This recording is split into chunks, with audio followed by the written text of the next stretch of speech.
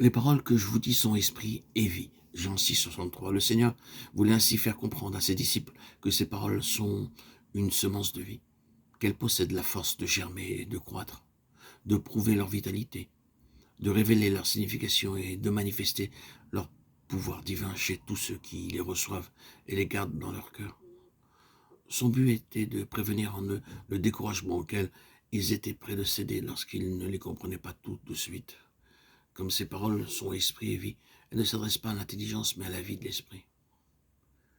Apportées par la puissance de l'esprit invisible, elles pénètrent au-delà de la pensée jusqu'aux sources même de la vie. Elles contiennent en elles une vie divine qui se révèle avec efficace dans l'expérience de ceux qui la reçoivent.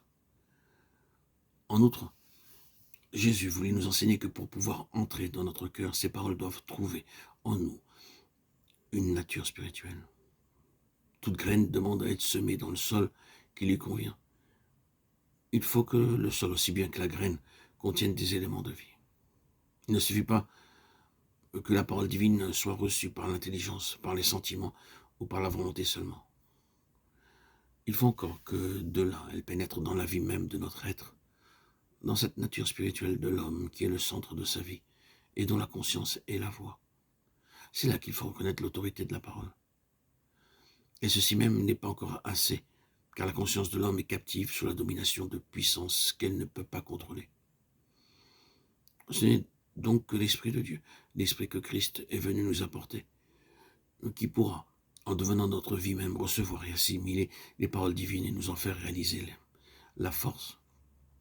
Pour étudier l'action de l'Esprit Saint, apportons le plus grand soin à bien saisir et retenir cette vérité, qui nous préservera de deux erreurs.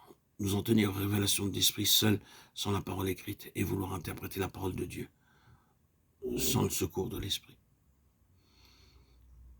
Examinons cette erreur, celle de ne vouloir que l'enseignement de l'Esprit sans la parole. Dans la Sainte Trinité, la parole et l'Esprit sont un avec le Père. Il en est de même pour les paroles inspirées de l'Écriture. Le Saint-Esprit a donné un corps aux pensées de Dieu par la parole écrite. Et c'est pour nous en révéler le sens et la force qui vient demeurer dans notre cœur. Si vous voulez être rempli de l'Esprit, soyez rempli de la parole. Si vous voulez que la vie divine de l'Esprit se développe en vous, qu'elle acquiert force et puissance dans tout votre être, soyez riche en connaissance de la parole.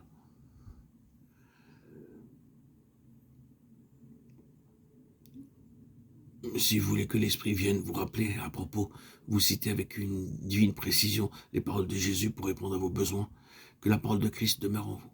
Si vous voulez que l'Esprit vous révèle la volonté de Dieu dans toutes les circonstances de votre vie, qu'il vous signale entre divers commandements qui paraissent se contredire celui que vous devez suivre, vous le suggérant au moment opportun.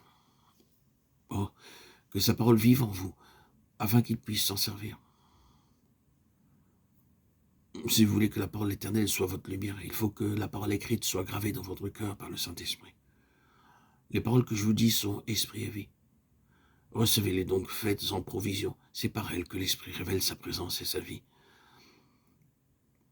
Comparez Éphésiens 5, 18, 19 avec Colossiens 3, 16.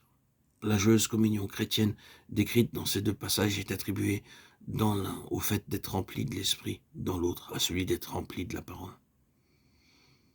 Cherchons donc à posséder également l'Esprit et la parole, l'un autant que l'autre.